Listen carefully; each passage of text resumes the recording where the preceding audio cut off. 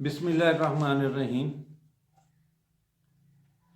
ਪੰਜਾਬ ਦੇ ਵਿੱਚ ਤਕਰੀਬਨ 80% ਜਿਹੜੀ ਕਣਕ ਜਿਹੜੀ ਆ ਬਰਦਾਸ਼ਤ ਹੋ ਗਈ ਹੈ ਤੇ ਐਤਕੀ ਬਹੁਤ ਇੱਕ ਖੁਸ਼ਾਇੰਦ ਖਬਰ ਹੈ ਕਿ ਫਸਲ ਬਹੁਤ ਵਧੀਆ ਹੋਈ ਆ, ਅੱਛੀ ਹੋਈ ਆ, ਝਾੜ ਵੀ ਚੰਗਾ ਆ ਰਿਹਾ ਔਰ ਵਸੀਹ ਪੈਮਾਨੇ ਦੇ ਉੱਤੇ ਉਹ ਕਾਸ਼ਤ ਹੋਈ ਸੀ। ਪਹਿਲੇ ਹੁੰਦਾ ਸੀ ਗੌਰਮੈਂਟ ਦੇ ਜਿਹੜੇ ਗੋਦਾਮ ਆ ਮਾਰਚ ਦੇ ਵਿੱਚ, ਫਰਵਰੀ ਦੇ ਵਿੱਚ ਕਰਾਣੀਆਂ ਗਰਦੌਰੀਆਂ ਪਟਵਾਰੀਆਂ ਨੂੰ ਮਿਲ ਕੇ, ਕਿਉਂਕਿ ਪਟਵਾਰੀ ਬਾਦਸ਼ਾਹ ਆਇਆ। ਇੱਕ ਇਸਤਲਾਹ ਵੀ ਪਟਵਾਰੀਆਂ ਦੀ ਬੋਲੀ ਜਾਂਦੀ ਹੈ। ਪਟਵਾਰੀ ਤੋਂ ਵੱਡਾ ਬਾਦਸ਼ਾਹ ਇਸ ਪੰਜਾਬ ਦੇ ਵਿੱਚ ਕੋਈ ਨਹੀਂ ਹੋ ਸਕਦਾ, ਮੁਲਕ 'ਚ ਕੋਈ ਹੋਰ ਹੋਵੇ। ਫਿਰ ਜਨਾਬ ਮਹਿਕਮਾ ਫੂਡ ਦੇ ਤਰਲੇ ਕਰਨੇ, ਉੱਥੇ ਲਾਈਨਾਂ ਲੱਗ ਜਾਣੀਆਂ ਫੂਡ ਦਿਆਂ ਗੱਲਿਆਂ ਦੇ ਵਿੱਚ। ਉੱਥੇ ਫਿਰ ਜ਼ਿਮੀਂਦਾਰ ਅਸੀਂ ਜਿਹੜੇ ਇੱਕ ਦੂਜੇ ਦੇ ਕੱਪੜੇ ਪਾੜ ਦੇਣੇ, ਮੈਂ ਪਹਿਲੇ ਬੜੇ ਅਸਲੀਲ ਅਖਬਾਰ ਹੁੰਦੇ ਸੀ। ਇੱਕ ਤਾਂ ਮੈਂ ਖਰਾਜ ਤਹਿਸੀਨ ਪੇਸ਼ ਕਰਦਾ ਮੌਜੂਦਾ ਗੌਰਮੈਂਟ ਨੂੰ। ਇਹਨਾਂ ਨੇ ਕਿਹਾ ਜਿੰਨੀ ਵੀ ਕਣਕ ਆ ਤੁਹਾਡੀ ਅਸੀਂ ਡਾਇਰੈਕਟ ਲਵਾਂਗੇ, ਲੇਕਿਨ ਅਸੀਂ ਡਾਇਰੈਕਟ ਦੇ ਨਹੀਂ ਸਕਦੇ। ਹਰ ਜ਼ਿਮੀਂਦਾਰ ਜਿਹੜਾ ਗੱਲੇ ਤੱਕ ਜਾ ਨਹੀਂ ਸਕਦਾ, ਹਰ ਜ਼ਿਮੀਂਦਾਰ ਦੇ ਕੋਲ ਟਰੈਕਟਰ ਟਰਾਲੀ ਨਹੀਂ ਹੈ, ਹਰ ਜ਼ਿਮੀਂਦਾਰ ਦੇ ਕੋਲ ਕੰਡਾ ਨਹੀਂ ਹੈ, ਭਰਨ ਦਾ ਇੰਤਜ਼ਾਮ ਨਹੀਂ। ਉਹਦੇ ਵਾਸਤੇ ਅਸੀਂ ਹਮੇਸ਼ਾ ਦੀ ਤਰ੍ਹਾਂ ਮਰਹੂਨੇ ਮਿੰਨਤ ਆ ਆੜਤੀ ਦੇ। ਔਰ ਮੈਂ ਇਹ ਕਹਿੰਦਾ ਕਿ ਅਗਰ ਅੱਲਾ ਨੇ ਆੜਤੀ ਬਖਸ਼ ਲਏ ਨਾ ਤੇ ਦੋਜ਼ਖ 'ਚ ਜਾਣ ਵਾਲਾ ਫਿਰ ਬੰਦਾ ਹੀ ਕੋਈ ਨਹੀਂ ਬਚਣਾ। ਔਰ ਅਗਰ ਅੱਲਾ ਨੇ ਜਿਹੜਾ ਪੱਲੇਦਾਰ ਆ ਇਹਨੂੰ ਬਖਸ਼ ਲਿਆ ਨਾ, ਫਿਰ ਤੇ ਕੰਮ ਹੀ ਮੁੱਕ ਜਾਣਾ। ਇਹ ਜਨਾਬ ਬਹੁਤ ਹੇਰਾਫੇਰੀ ਕਰਦੇ ਆ। ਇਹਨਾਂ ਨੇ ਜਿਹੜਾ ਗੱਲਾ ਹੁੰਦਾ ਕੰਡਾ ਆ, ਉਹ ਭਰਿਆ ਆ ਹੁੰਦਾ, ਪਹਿਲਾਂ ਹੀ ਵੱਧ ਬੰਨਿਆ ਹੁੰਦਾ। ਉਹਦੇ ਤੋਂ ਇਲਾਵਾ ਇਹ ਜਿਸਲੇ ਤੋਲਦੇ ਆ, ਇਹ ਜਿਸ ਵੇਲੇ ਉਹ ਲੱਪ ਪਾਉਂਦੇ ਨੇ ਇਸ ਤਰ੍ਹਾਂ ਕਰਕੇ, ਉਹ ਕਿਲੋ 2 ਕਿਲੋ ਦਾਣੇ ਪਾਉਂਦੇ ਆ। ਉਹ ਜਿਹੜਾ ਇਹਨਾਂ ਦਾ ਬਣਾਇਆ ਹੁੰਦਾ ਬਾਲਟਾ ਜਿਹਾ, 5-5 ਕਿਲੋ ਤੱਕ, ਈਵਨ ਇਹ ਵੀ ਦੇਖਣ 'ਚ ਆਇਆ 10 ਕਿਲੋ ਵੀ ਇੱਕ ਬੋਰੇ ਦੇ ਨਾਲ ਵੱਧ ਲੈ ਜਾਂਦੇ ਆ, ਲੇਕਿਨ ਆਮ ਤੌਰ 'ਤੇ 4-5 ਕਿਲੋ ਲੈ ਜਾਂਦੇ ਆ।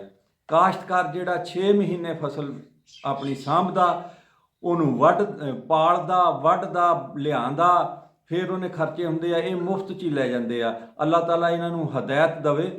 ਤੇ ਉਹਦੇ ਵਾਸਤੇ ਮੈਂ ਅਰਜ਼ ਕਰਨ ਲੱਗਾ ਸੀ ਕਾਸ਼ਤਕਾਰ ਭਰਾਵਾਂ ਅੱਗੇ, ਅਗਰ ਤੁਸੀਂ ਆੜਤੀ, ਅਗਰ ਵਾਲੀ ਤਾਂ ਗੱਲੇ ਕੋਈ ਨਹੀਂ, ਆੜਤੀ ਦੇ ਤਾਂ ਅਸੀਂ ਮਰਹੂਨੇ ਮੰਨਤ ਜੀ। ਅਗਰ ਅਸੀਂ ਕਹੀਏ ਨਾ ਜੀ ਕਿ ਉਹਨੂੰ ਅਸੀਂ ਸਾਡੀ ਸਿੱਟ ਦਿਓ ਕਿਰਾਏ 'ਤੇ, ਇਸ ਤਰ੍ਹਾਂ ਦਾ ਵੀ ਆੜਤੀ ਕੰਮ ਕਰਦੇ। ਉਹ ਕੀ ਕਰਦੇ ਆ, ਤੁਹਾਡੀ ਫਸਲ ਲੈ ਜਾਂਦੇ ਆ, ਲਿਜਾ ਕੇ ਉੱਥੇ ਉਹਨੂੰ ਢੇਰੀ ਕਰ ਦਿੰਦੇ ਆ, ਦੁਬਾਰਾ ਭਰਦੇ ਆ। ਜਿਹੜੀ ਤੁਹਾਡੀ ਵੱਧ ਤੋਲੀ ਹੁੰਦੀ ਆ ਉਹ ਬਾਹਰ ਮਹਿਕਮਾ ਜਿਹੜਾ ਹੈ ਨਾ ਜੀ ਫੂਡ, ਉੱਥੇ ਪੂਰੀ ਕਰਕੇ ਲੈ ਜਾਂਦੇ ਆ।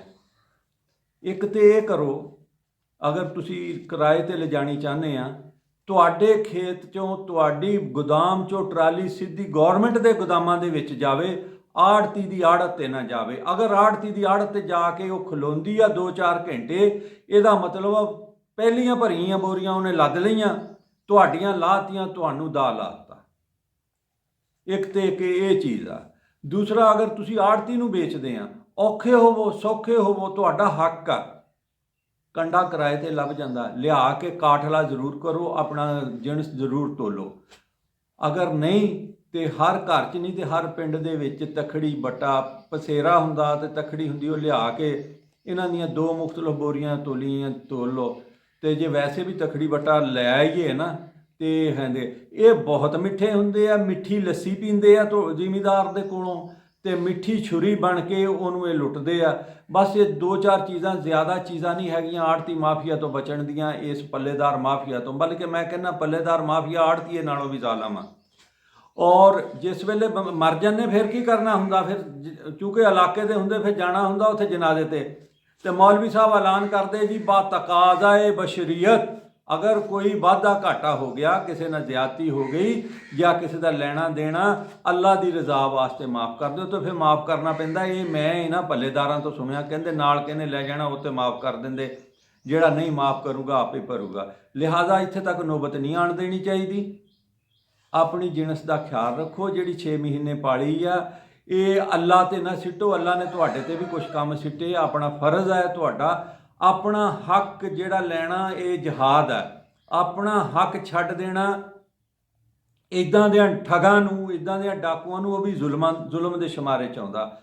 ਔਰ ਨਿੱਕੀ ਜਿਹੀ ਗੱਲ ਆ, ਇਹ ਤਾਂ ਚੰਦ ਇੱਕ ਕਾਸ਼ਤਕਾਰ ਰਲ ਕੇ ਕੰਡਾ ਲੈ ਲੈਣ, ਉਹ ਵੀ ਠੀਕ ਆ, ਨਹੀਂ ਤਾਂ ਤਖੜੀ ਲਵੋ। ਜਦੋਂ ਇਹਨਾਂ ਨੂੰ ਤਲਾਨੇ ਆ ਉਸ ਵੇਲੇ ਉਹ ਤਲਾਓ। ਤੇ ਵੈਸੇ ਇਹ ਮਸਲਾ ਆ ਕਿ ਜਿਹੜੀ ਵਾਧੂ ਦੀ ਫਸਲ ਹੈ, ਆਪ ਗੱਲਾਂ ਗੱਲਾਂ ਸਟਾਕ ਨਹੀਂ ਕੀਤਾ ਜਾ ਸਕਦਾ ਰੇਟ ਵਧਾਉਣ ਵਾਸਤੇ, ਭਾਅ ਵਧਾਉਣ ਵਾਸਤੇ। ਇਹ ਕੋਈ ਅੱਛੀ ਗੱਲ ਨਹੀਂ ਹੈਗੀ। ਇਹ ਆਵਾਮ ਨੇ ਖਾਣਾ ਆ, ਆਪਣੀ ਜ਼ਰੂਰਤ ਦਾ ਰੱਖੋ, ਬਾਕੀ ਦੇ ਦਿਓ। ਕਿੰਨੇ ਕੁ ਪੈਸੇ ਵਾਧੂ ਕਮਾ ਲਓਗੇ? ਅਸੀਂ ਛੋਟੇ ਜ਼ਿਮੀਂਦਾਰਾਂ ਨਾਲ ਮੈਂ ਮੁਖਾਤਬ ਆ, ਵੱਡੇ ਜਿਹੜੇ ਆ ਉਹਨਾਂ ਦੇ ਨਾਲ ਤੇ ਮੈਂ ਹੈ ਹੀ ਨਹੀਂ, ਨਾ ਉਹ ਸਾਡੇ ਚੈਨਲ ਤੇ ਆ, ਨਾ ਉਹਨਾਂ ਦਾ ਕੋਈ ਦੀਨ ਅਮਾਨ। ਮੈਂ ਆਪਣੇ ਮਤਵਸਤ ਤਬਕਾ ਔਰ ਲੋਅਰ ਮਿਡਲ ਜਿਹੜਾ ਉਹਨਾਂ ਨਾਲ ਆ, 10,000 20,000 40,000 ਲੱਖ ਬਾਅਦ ਕਮਾ ਲਾਂਗੇ, ਖਰਚ ਲਾਂਗੇ, ਕੁਛ ਨਹੀਂ ਬਣਦਾ। ਜ਼ਰੂਰਤ ਤੋਂ ਵੱਧ ਗੱਲਾਂ ਹਕੂਮਤ ਪੰਜਾਬ ਨੂੰ ਦਿਓ ਤਾਂ ਕਿ ਉਹ ਫਿਰ ਸਹੀ ਤਰੀਕੇ ਦੇ ਨਾਲ ਆਵਾਮ ਦੇ ਵਿੱਚ ਵੰਡ ਸਕੇ।